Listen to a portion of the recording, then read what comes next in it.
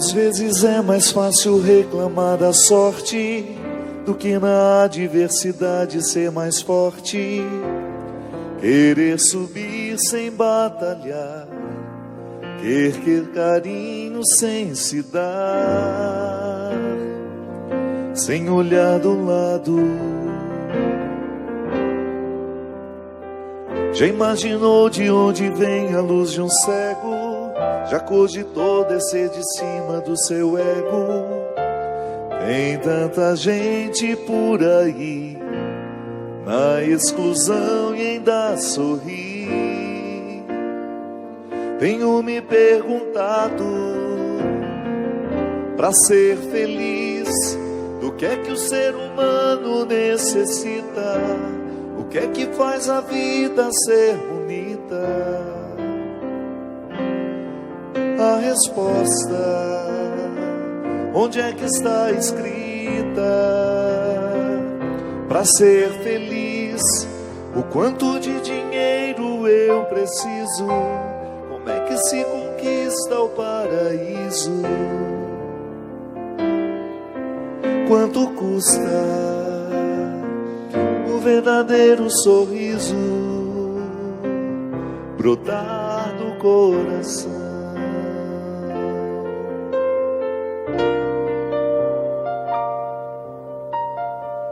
Talvez a chave seja a simplicidade, talvez prestar mais atenção na realidade.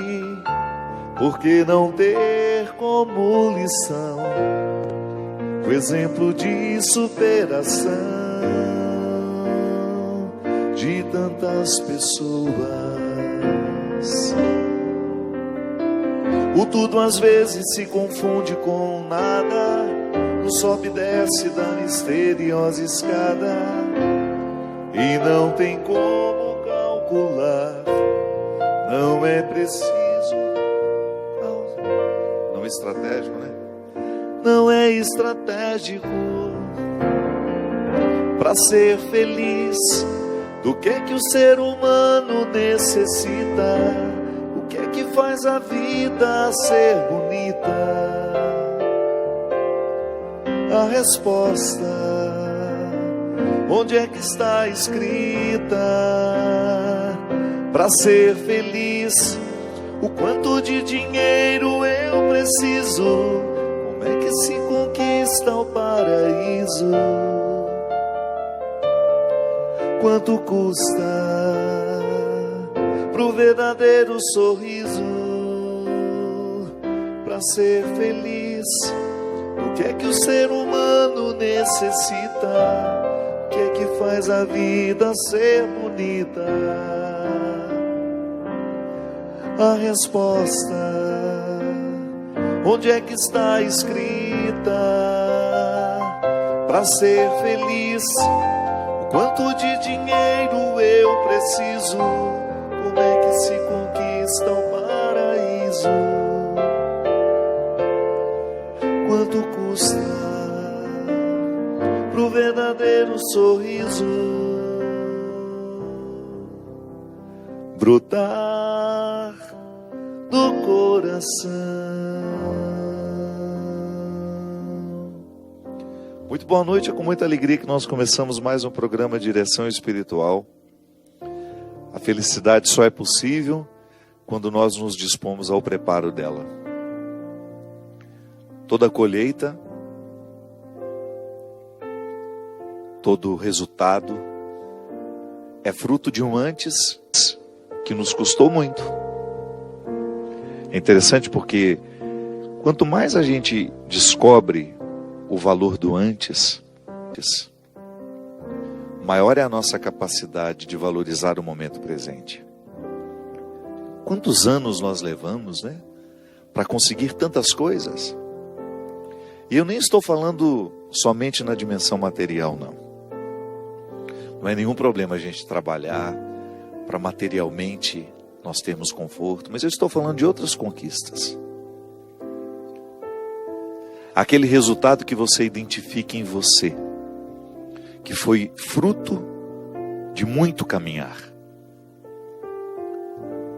A maturidade, né? a maturidade emocional, espiritual, psíquica. Quanto que nós precisamos caminhar para sermos capazes de desfrutar dos benefícios da maturidade?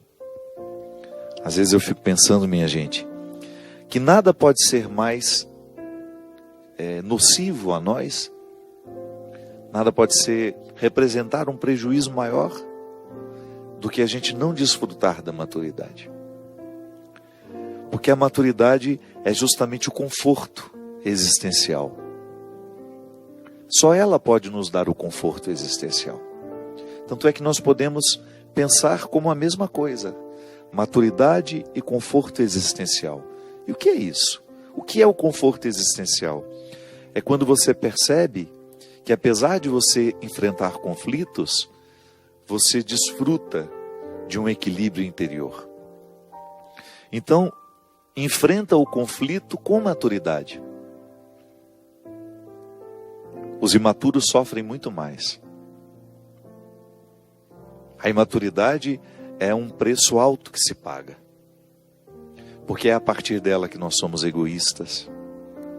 E sendo egoístas, dificultamos muito a nossa realização. Porque nós só podemos viver realizados à medida em que nós sabemos partilhar quem somos e o que temos. O imaturo sofre justamente por não compreender o movimento do tempo, as mudanças que a vida traz em cada fase da vida. Essa semana nós começamos a primavera. É tão significativo mudar de estação. Você percebe o movimento do tempo. Em cada estação há uma beleza, mas há também um desconforto. A primavera é a época da beleza, né? Tudo muito florido, mas é também do desconforto para os alérgicos. Cada fase da vida tem as suas belezas e tem também os seus desconfortos. Mas a maturidade nos ensina a perceber o todo que temos nas mãos e desfrutar isso. O imaturo não. O imaturo quer somente aquilo que faz bem, somente a parte boa da história. E sendo assim, acaba se privando do todo da estação. Porque nós crescemos muito quando nós vivemos restrições. Restrições nos educam. E é muito interessante quando nós somos maduros o suficiente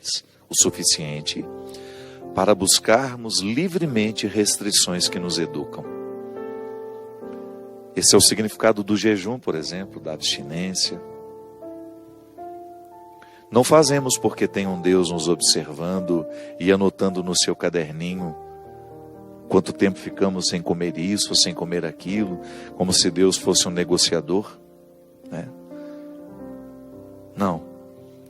Mas é aquela repercussão dentro de nós. Hoje eu fui capaz de não comer esse doce. Então privei o meu organismo de todos os malefícios do açúcar.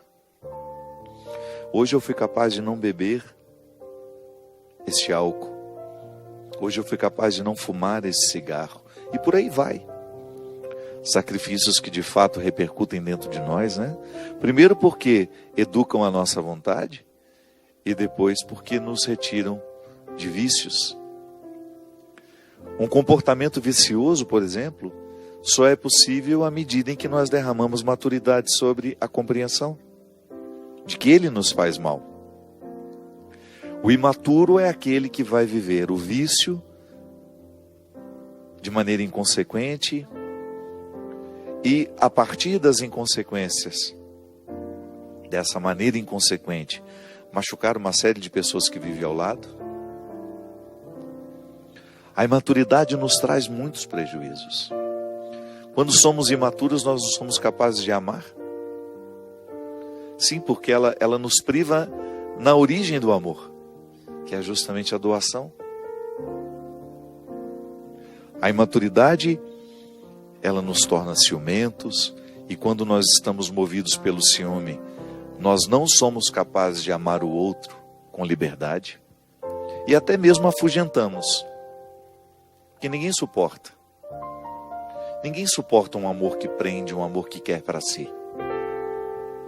Eu tenho uma graça muito grande de ter sido filho de uma mulher que nunca me prendeu a ela. Se uma coisa que eu admiro na minha mãe,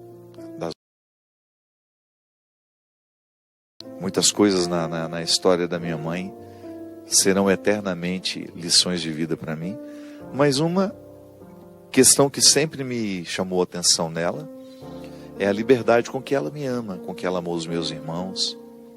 Nunca quis nos reter para ela. Quando ficava sabendo que eu estava sendo bem tratado num lugar, aquilo a alegrava.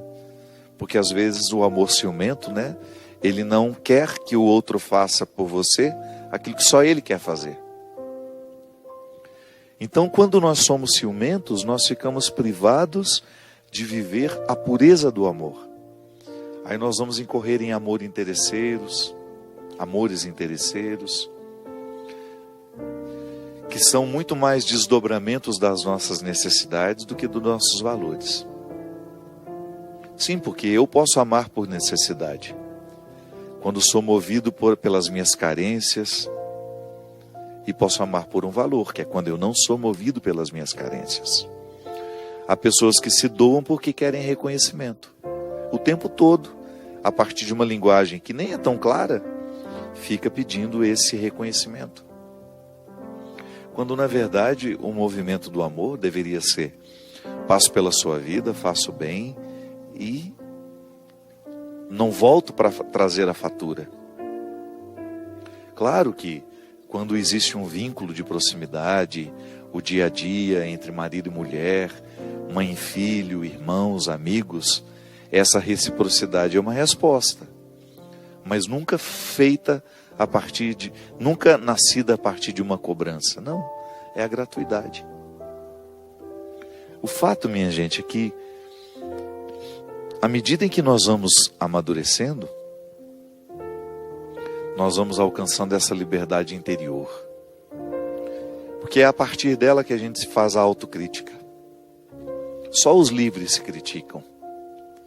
Só o realmente livre é capaz de olhar para si mesmo, perceber os seus equívocos, perceber os seus erros, perceber as suas fragilidades. Não fica colocando obstáculo para chegar ao cerne de sua verdade. Os livres e os que se autocriticam, esses fazem a diferença no mundo. Porque se tornam instrumentos de transformação.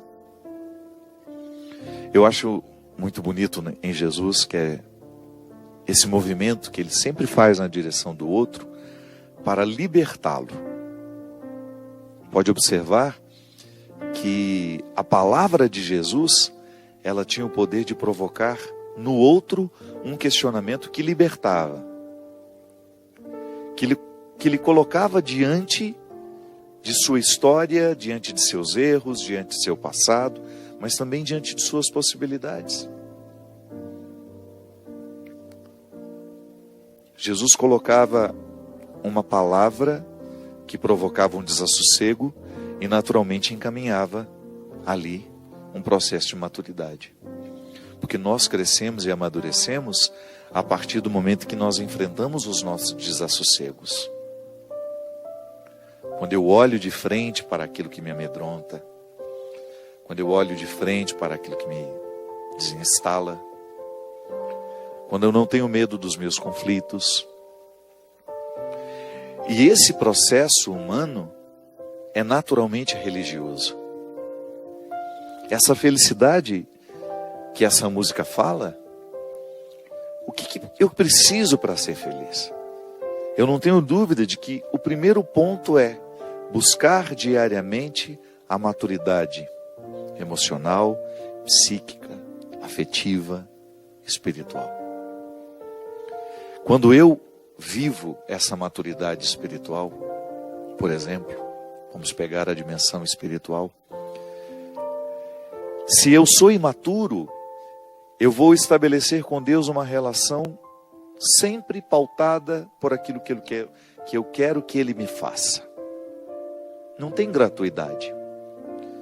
Eu olho para Deus e vejo nele aquele que vai me saciar de todas as minhas vontades, que vai fazer tudo o que eu quero. Isso é imaturidade. A maturidade na fé coloca-nos diante de Deus muito mais como uma relação gratuita do que necessariamente de imposições. A minha oração, por exemplo, eu sou mais livre, eu sou mais maduro à medida em que eu olho para Deus como um amigo que me acompanha, que está ao meu lado, me ajudando a esclarecer o que eu ainda não sei, a conhecer o que eu ainda desconheço. Mas nunca como uma muleta. Não, Deus é meu amigo. A maturidade espiritual me leva a experimentar um Deus amigo. Eu sempre gosto de pegar aquele encontro de Jesus com a samaritana, porque o que Jesus faz com a samaritana? Liberta aquela mulher de uma religiosidade que não lhe favorecia. Por quê? Ela era samaritana, era mulher e estava à margem, justificadamente à margem. O discurso religioso segregava pelo fato de ser samaritana, pelo fato de ser mulher. Jesus coloca dentro dela uma palavra libertadora, que faz com que aquela mulher se reinterpretasse. Porque aí ela se coloca diante de um Deus verdadeiro. E ela pergunta, por que Deus me rejeitaria por ser mulher? Por que Deus me rejeitaria por ser samaritana? E percebe que aquilo que ela escutava dos líderes religiosos que acreditavam nesse direito de Deus rejeitar por ser mulher e por ser samaritana, não fazia sentido. Jesus estava apresentando àquela mulher a um Deus misericordioso, que não faz distinção de pessoas, que não olha a raça, que não olha o sexo para poder amar. Ama pelo simples fato de ser uma criatura à sua imagem e semelhança. Ao semear aquela mulher com palavras libertadoras, Jesus semeou maturidade dentro dela. Permitiu que ela pudesse amadurecer. Sim, porque é interessante, minha gente, às vezes alguns acontecimentos nos amadurecem tanto. Num espaço curto de tempo a gente ganha uma maturidade por causa da própria luta, por causa da própria dificuldade. A maturidade nos torna mais leves, né? Menos complicados. A gente fica com mais acesso ao outro e o outro fica com mais acesso a nós. E a gente também aprende a fechar portas. Sim, porque nem tudo precisa ser acessível. A maturidade nos leva a dizer o que de fato precisa ser dito e a calar naquilo que precisa ser calado. Eu tenho medo quando eu falo muito. Pode ser um resultado da minha imaturidade. Essa semana mesmo eu estava dizendo, né? Há pessoas que discordam, não porque discordam, é porque querem ser vistas. Nós lidamos com pessoas assim o tempo todo. Pessoas verborrágicas, né? Que falam, quando na verdade já estão falando o que não deveriam há muito tempo. Pelo simples fato de não perceberem os motivos que as levam a falar tanto. Por causa da imaturidade, nós ferimos com o nosso exagero, com o nosso excesso, com a nossa indiscrição. Por causa da nossa imaturidade, as nossas carências. Porque quando eu sou imaturo, as minhas carências prevalecem. Porque se eu não coloquei na doma, ela vai me domar. Ou eu domino as minhas carências, ou elas me dominam. Então, muitas vezes, eu demonstro a minha imaturidade assim, com os meus excessos. Tudo tem que ser de acordo com a minha vontade, tudo tem que ser de acordo conforme o que eu prescrevi. Eu não posso perder, eu não posso ser contrariado. E não é assim. A vida só é viva a partir do momento que nós temos conflitos, que nós compreendemos a dimensão ácida de tudo o que nos rodeia. Sim, eu não posso viver somente do que é alcalino. O ácido está ao meu lado. Ele faz parte da minha vida. E embora ele seja a causa do meu envelhecimento e da minha morte, porque é isso, quanto mais nós vamos ficando ácidos, o organismo é assim. Por isso que a gente precisa tomar uma água com pH mais alto, né? Porque ela é mais alcalina. Quando eu jogo um refrigerante, por exemplo. Pra você ter uma ideia, o refrigerante é tão ácido, que para você diluir a acidez que ele provoca no seu organismo, você precisa de 20 copos de água para um copo de refrigerante. Estava lendo essa semana e vendo um especialista dizer que o refrigerante é o principal causador de câncer. Porque onde cresce o câncer? Nos ambientes ácidos.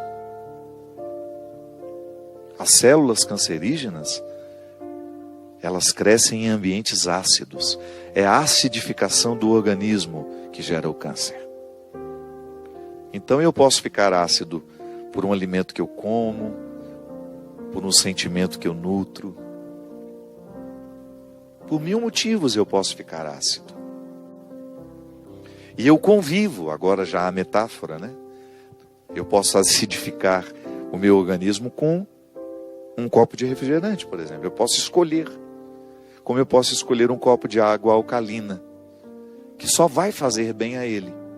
Um pH acima de 7, 7,5, de preferência 8, 9. Que aí ele está de acordo com o pH do seu organismo. O alcalino é a vida. Quanto mais alcalinos nós estivermos, mais saudáveis nós estaremos. A maturidade emocional, espiritual é a mesma coisa. Então eu também lido com realidades ácidas, pessoas ácidas, situações ácidas. Mas eu posso alcalinizá-la. Alcalinizá-las são situações, são pessoas. Ou então coloco um filtro para que isso não venha morar dentro de mim. Opiniões, por exemplo. O imaturo absorve todas as opiniões. O maturo ouve e é capaz de absorver aquela que de fato importa. Isso aqui é contrário ao que eu penso, mas me ajuda a crescer. O imaturo não. O imaturo absorve tudo. A maturidade nos permite um filtro, nos coloca um filtro, e a partir dele nós vamos selecionando o que queremos para nós.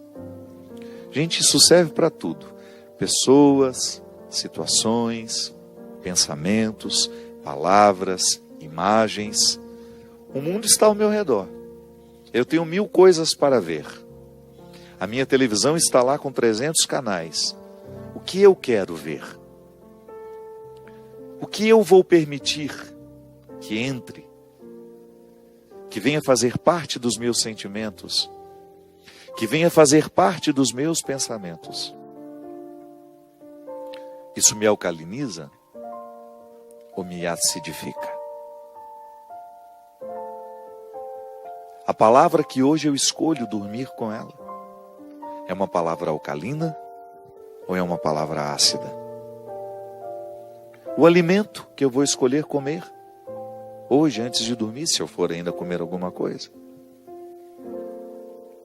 ele me trará benefícios ou ele me trará malefícios? Essa escolha, minha gente, passa pela nossa maturidade. Por isso que não existe uma pessoa realmente realizada fora do processo da maturação.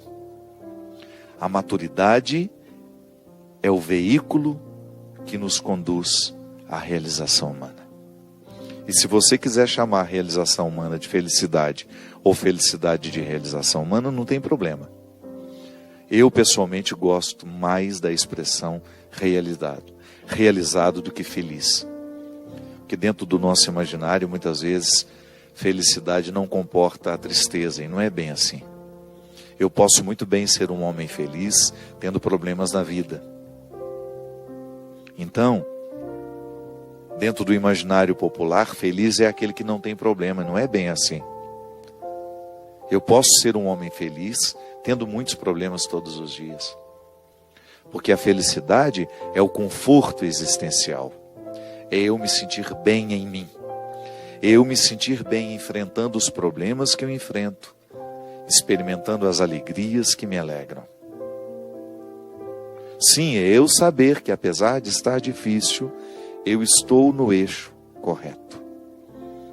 Eu estou no lugar onde eu identifico que há uma coerência entre o meu ser e as escolhas que me rodeiam, entre as situações que estão ao meu redor. Coerência, uma palavra que também nos ajuda a entender a realização. Para eu estar realizado, eu preciso estar na coerência. Isso é, as situações que estão me envolvendo estão de acordo com aquilo que eu sou, com aquilo que eu espero, com aquilo que eu quero para mim. E isso só é possível no exercício da maturidade. Se eu não sou um homem maduro, é possível que eu passe uma vida inteira na incoerência, sem perceber ou sem articular nada para que isso seja modificado. Nunca perde aquele que opta por amadurecer. Nós vamos para um rápido intervalo e a gente volta já já com o programa Direção Espiritual. Estamos de volta com o programa Direção Espiritual, hoje com a presença do querido Lucas. Muito obrigado, Lucas.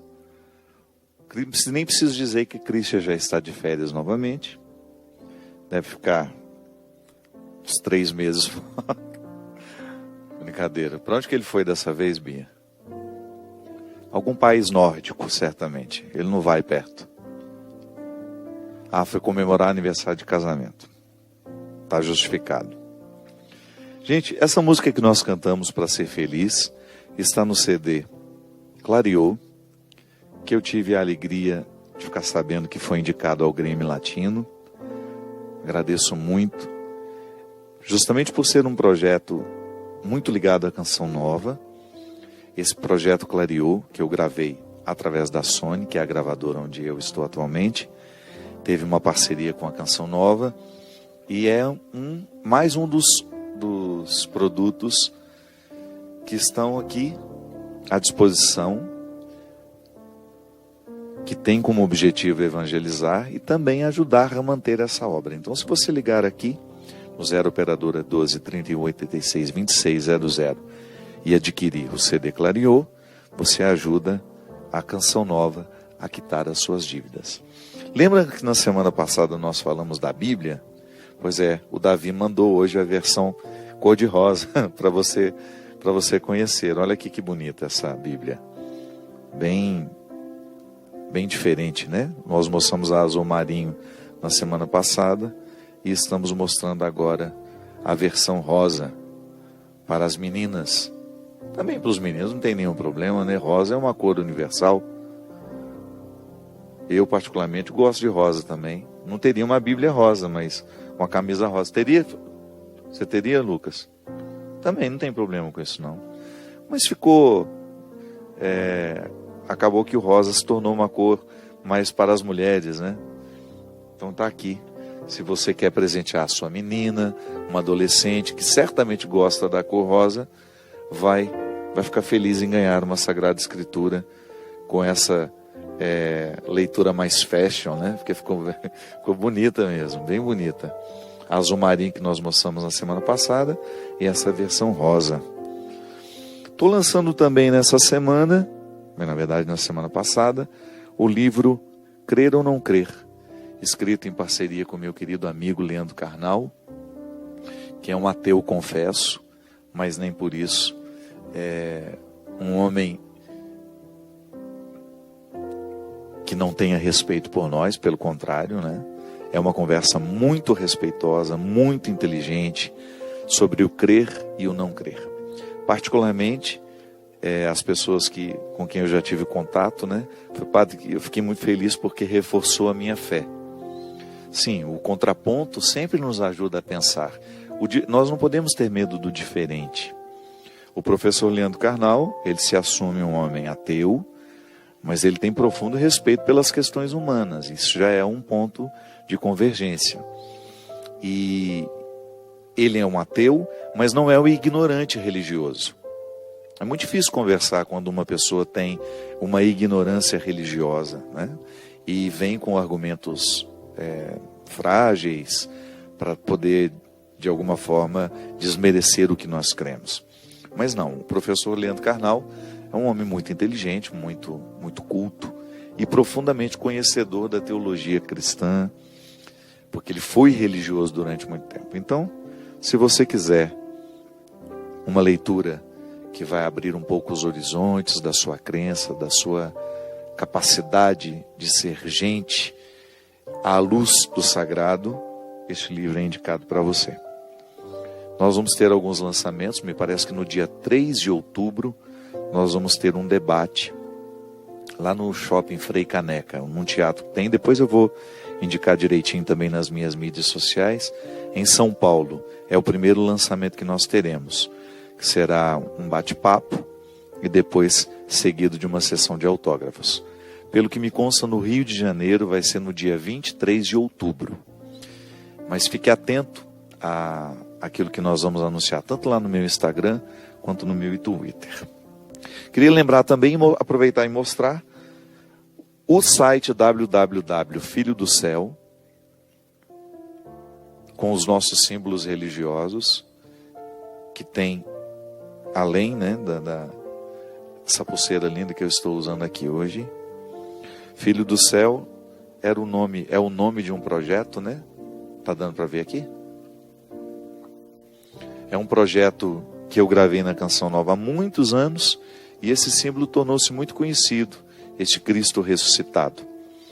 Entre lá e você vai ver esses símbolos religiosos, todos muito bonitos, e parte dessa renda nós estamos destinando. Ainda não fizemos a primeira doação, porque o site começou agora tem pouco tempo, mas o projeto apoia o Lar da Tia Socorro lá em Mosqueiro. Essa semana houve um episódio interessante. Eu fiz um post no meu Instagram, vou lê-lo aqui. Eu escrevi assim: nunca é possível conciliar o amor ao sossego. O vínculo, ainda que sólido, será sempre marcado pela insegurança, pelo medo da impermanência.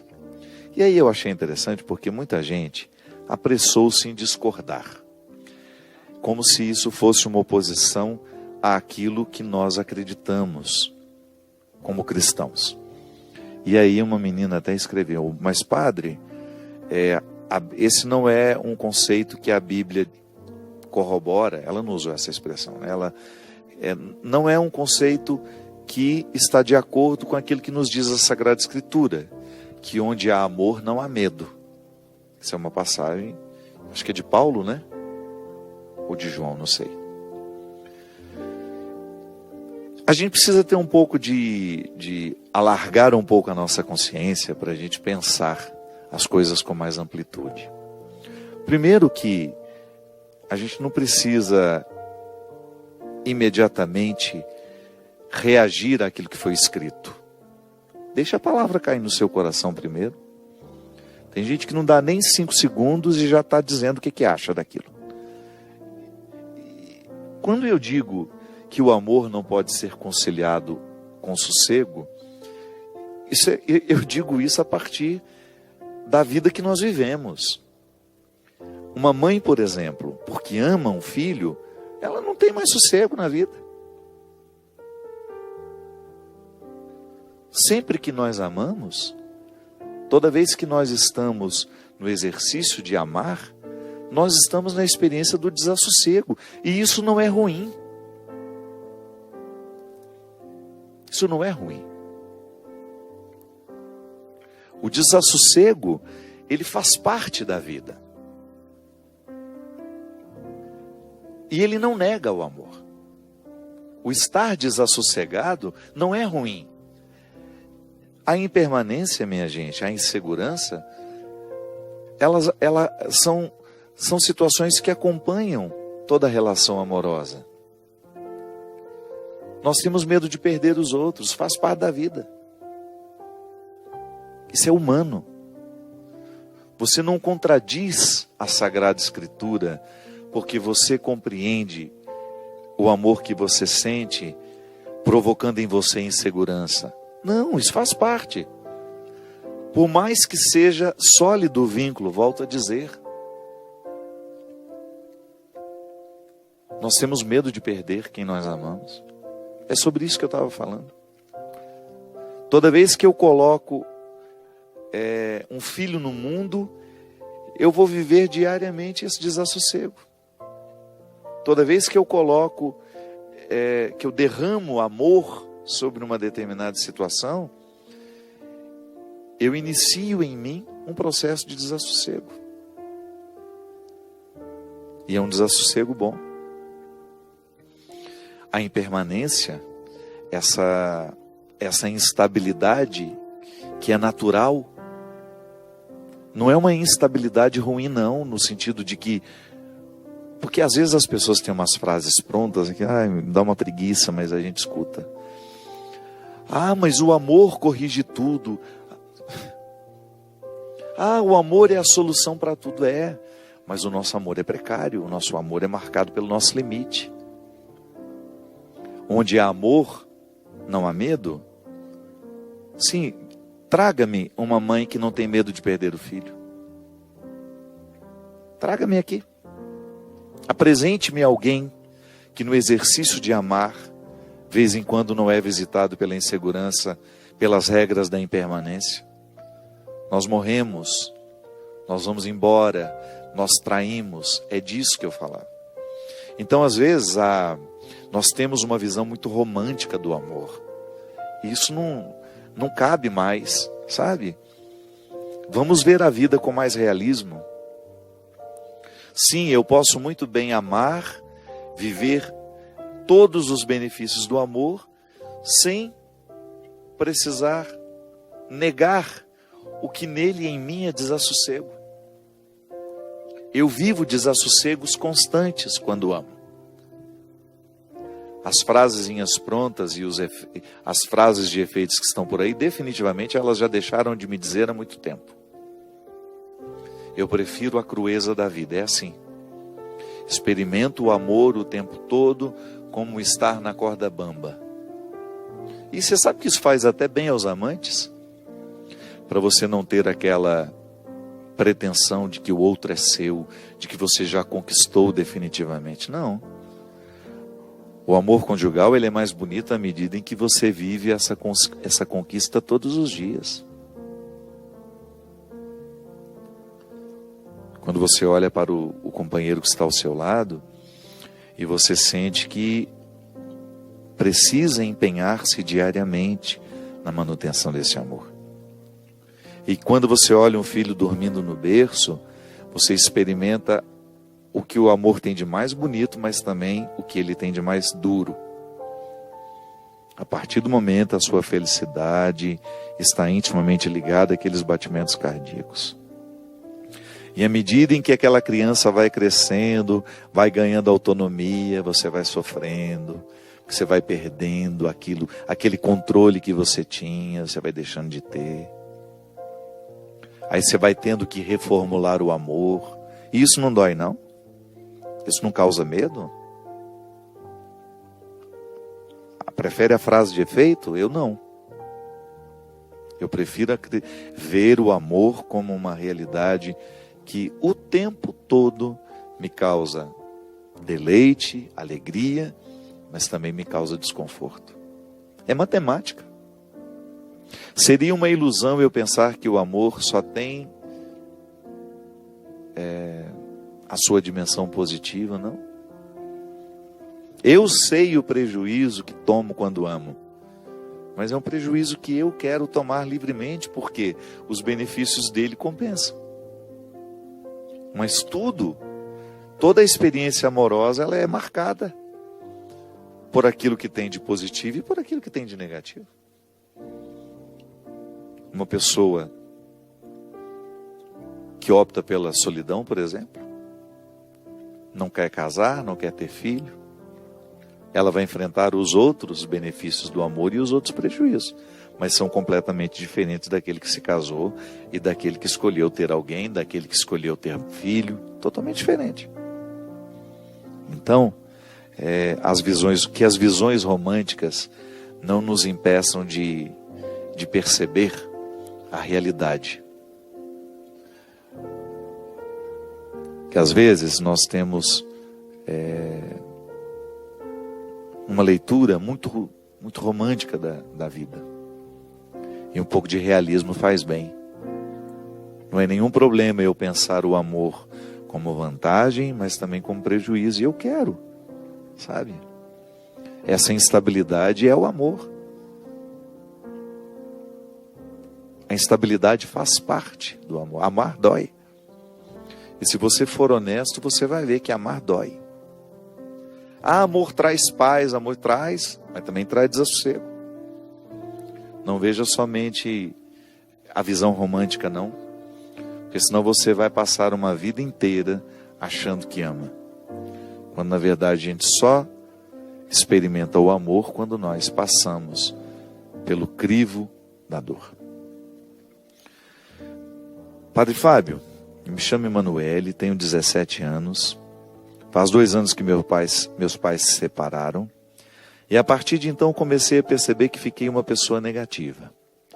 Sempre me pego pensando que nunca encontrei uma pessoa que vai me amar de verdade. E com isso vem abaixo a autoestima. Acho que as pessoas nunca vão me achar bonita. E eu sofro com isso, padre. O que eu posso fazer? Minha filha, a leitura que nós fazemos de nós é absolutamente importante para a gente receber a leitura que o outro faz de nós. Seria muito cruel da minha parte esperar que o outro me ofereça aquilo que é minha obrigação oferecer-me. Então, às vezes, Emanuele, nós temos dificuldade de prosseguir a vida, é porque nós estamos esperando que o outro nos traga, que o outro nos prepare o que nós deveríamos preparar. Então, qual é a primeira realidade a ser curada? Tomar uma distância do casamento de seu pai e da sua mãe que não deu certo e tentar entender que isso não é uma regra para você. Porque às vezes, quando eu vejo o fracasso do casamento dos meus pais, eu tendo naturalmente a pensar que o meu também será uma experiência fracassada. Porque é o exemplo mais próximo que nós temos de nós. Então é preciso lavar essa roupa suja. É preciso reorientar essa visão. Sim, está certo. Eu terei sempre mais facilidade de interpretar o mundo a partir daquilo que está sendo oferecido a mim. Então eu interpreto o casamento a partir do casamento mais próximo que eu tenho. Se o do meu pai e da minha mãe não deu certo, eu tendo a pensar que os casamentos serão todos como os deles. Não, deles. E não. Sabe, permita que essa impressão vá embora. Olhe para outros modelos que deram certo. Sem a visão romântica, por favor, né? O casamento só pode dar certo à medida que nós lutamos diariamente por ele. E foram felizes para sempre. Não existe isso, não. E depois que você consegue ter uma visão que corresponda à realidade, você trabalha com a possibilidade de que você também experimente isso na sua vida. Amar é possível, ser amado também é possível. Mas esse amor ele só se torna uma realidade na nossa vida à medida em que nós nos abrimos a ele. em que você se oferece diariamente uma oportunidade de amar e ser amado. O que é a autoestima? É o primeiro amor que nós experimentamos, não é? O primeiro amor que eu experimento não é pelo outro, é por mim. Tanto é que isso também faz parte da maturidade. Quando você é capaz de ir abrindo mão daquele excesso de amor por você, que é próprio da criança, porque a criança não é capaz de se dividir, ela não tem maturidade emocional, afetiva, cognitiva, para poder dar-se a alguém. Então ela é imatura, e é direito dela ser imatura, porque ela está naquela fase. Mas à medida em que ela vai crescendo, ela vai percebendo que ela pode oferecer-se aos outros, que ela não precisa somente receber. Então a autoestima é o equilíbrio daquilo que você se oferece e daquilo que você oferece ao outro.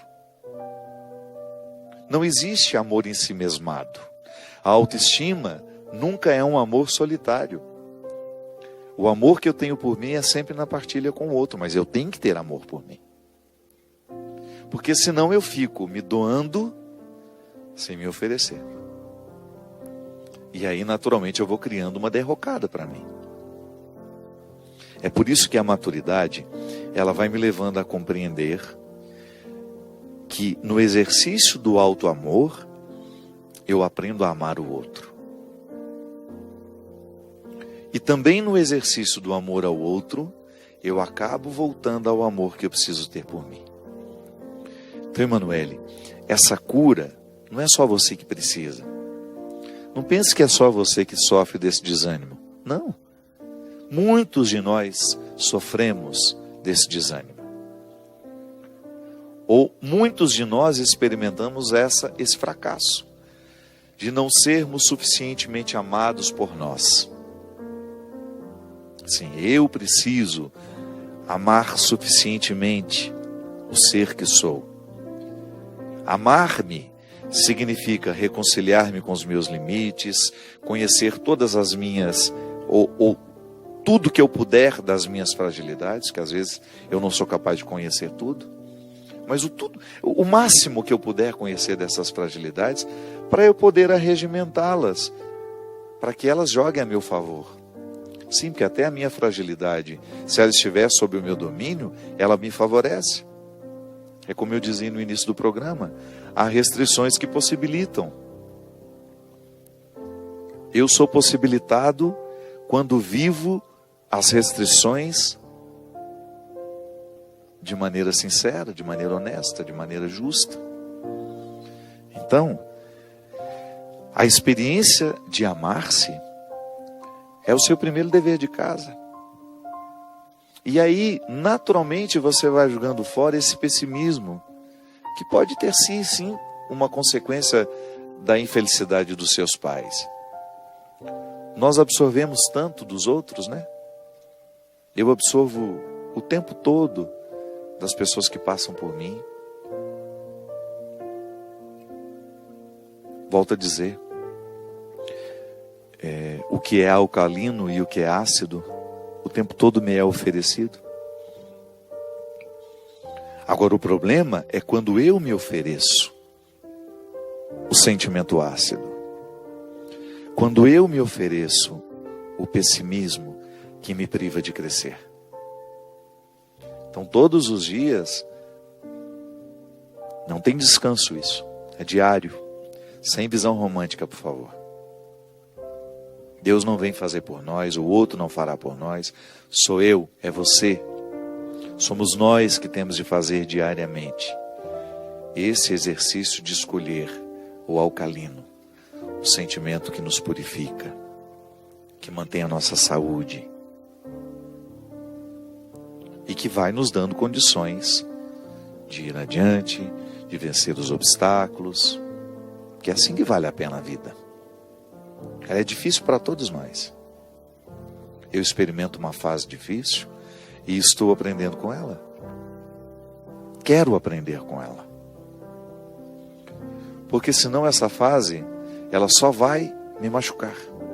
E não é justo. Não é justo que uma fase apenas me machuque. Eu preciso crescer com a dificuldade. Não desanime não, Emanuele. Estamos todos no mesmo barco, viu? Não se sinta sozinha nessa história. Eu tenho certeza que muitos que nos assistem agora vivem o mesmo conflito que você. Sim, gente que precisa se amar, se oferecer mais, para que tenha condições de oferecer aos outros. Cultivo, sabe? Amar é isso. É você se oferecer um cultivo melhor. É você se permitir a experiência da beleza através de um livro, através de um bom filme, através de uma boa conversa. Porque às vezes a gente pensa, eu preciso me amar, já acho que preciso ir lá no salão, pintar o cabelo, comprar roupa. Não, não é isso não. Também pode ser, sem problema. Mas o exercício do auto-amor, ele passa sobretudo por aquilo que nós nos oferecemos intelectualmente. E quando eu falo intelectualmente, pense também na dimensão sentimental, porque a gente não pensa o intelecto desconectado das emoções. Quando eu penso o meu auto-amor, eu penso no bom livro que eu estou lendo, nas boas influências que eu estou pretendendo, permitindo, no quadro que eu contemplo, na música boa que eu escuto. Isso tudo é auto-amor. Ou no descanso que eu programo, ou no encontro que eu marco para estar com as pessoas que eu amo, que me fazem bem. Isso é auto-amor. E lá você se doa. Lá você vive a outra dimensão. Por isso que eu digo, não existe amor próprio em si mesmado. Não, ele sempre me coloca naturalmente à disposição do outro. É cíclico. Eu me dou, eu me ofereço e naturalmente eu ofereço ao outro, do outro recebo, volto para mim e assim vamos. Reciclando os amores, reciclando as experiências que nos amadurecem. É isso, minha gente. A maturidade é um processo de todo dia, de toda hora. E que Deus nos abençoe nesse projeto. Porque afinal de contas, o que Jesus fez o tempo todo por onde Ele passou, foi amadurecer os corações que ficaram diante dele. Que com a gente seja da mesma forma. Derrame sobre nós a bênção e a proteção do Deus Todo-Poderoso, Pai, Filho e Espírito Santo. Amém. Até amanhã. Amanhã não, né? Até a semana que vem, se Deus quiser. Talvez a chave seja a simplicidade, talvez prestar mais atenção na realidade. Por que não ter como lição o exemplo de superação de tantas pessoas?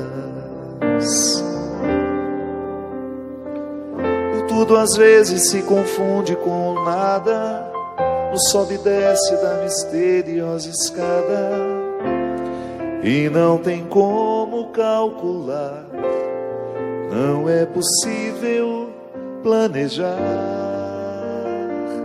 não é estratégico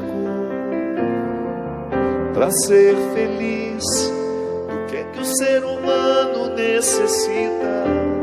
O que é que faz a vida ser bonita? A resposta, onde é que está escrita?